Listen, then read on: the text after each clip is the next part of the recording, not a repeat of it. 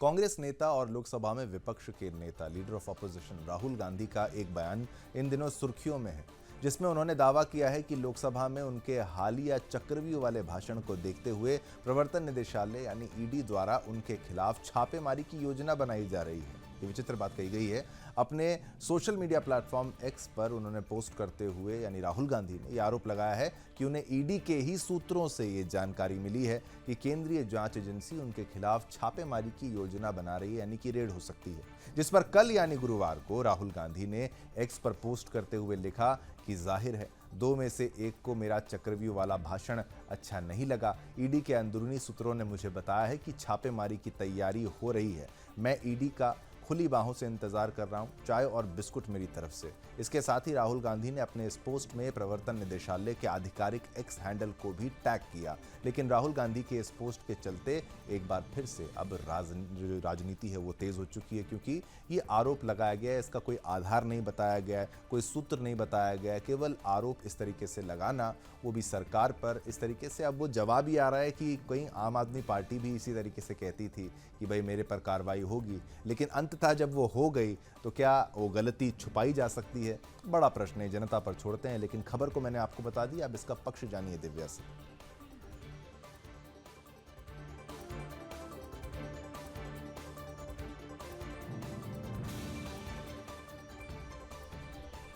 लोकसभा नेता प्रतिपक्ष राहुल गांधी के इस बयान पर केंद्रीय नेता लगातार राहुल गांधी को घेर रहे हैं। बीजेपी सांसद निशिकांत दुबे ने कहा है कि ईडी भ्रष्टाचारी के ऊपर छापेमारी करती है।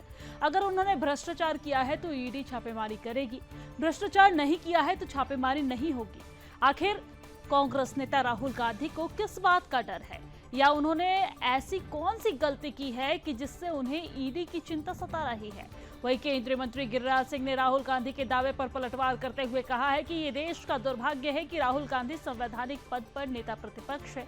सदन के अंदर तो झूठ बोलते ही हैं, लेकिन सदन के बाहर भी भ्रम फैलाने का काम करते हैं। यानी कि लगातार जो केंद्रीय मंत्री हैं, या फिर यूं कह लें कि सत्ता पक्ष की तरफ से राहुल गांधी को उनके ईडी वाले बयान पर, ईडी वाले पोस्ट पर घेरने का काम जारी है। अब इस पूरे मामले पर विपक्ष क्या कहता है, बताएंगी मेरी सहयोगी निम्मी सिन्हा।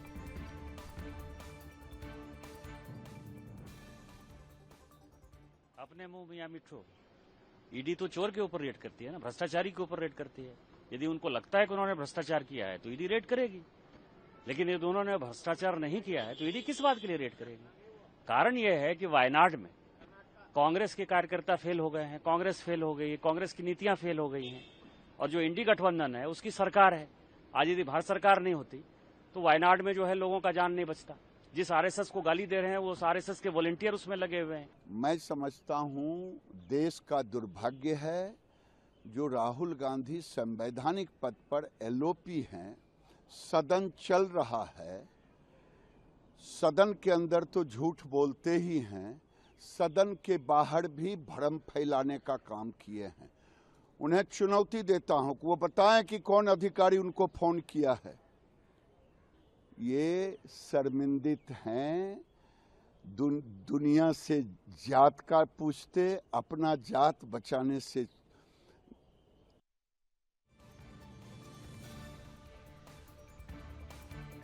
तो चलिए इस खबर पर अब विपक्ष आपको बताएंगे। राहुल गांधी के ट्वीट पर दिल्ली के मंत्री गोपाल राय ने कहा कि लोकसभा चुनाव से पहले जनता ने बीजेपी को जनादेश दिया। चुनाव परिणाम से सबक सीखने की जगह एक चुने हुए मुख्यमंत्री अरविंद केजरीवाल को उन्होंने जेल में रखा।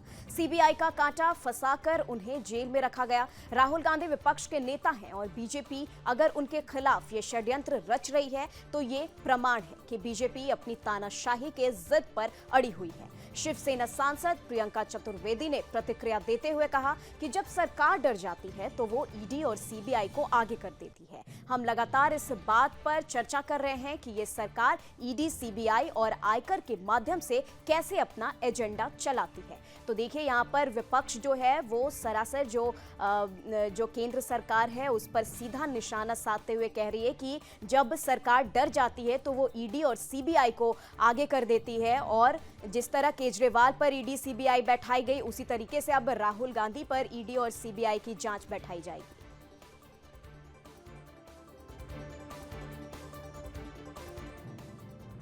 देखिए, ये खबर इस बात को प्रमाणित कर रही है कि भारतीय जनता पार्टी अपने तानाशाही पूर्ण अभियान को लेकर के वो आगे बढ़ने की तरफ अपने जिद पर अड़ी हुई है।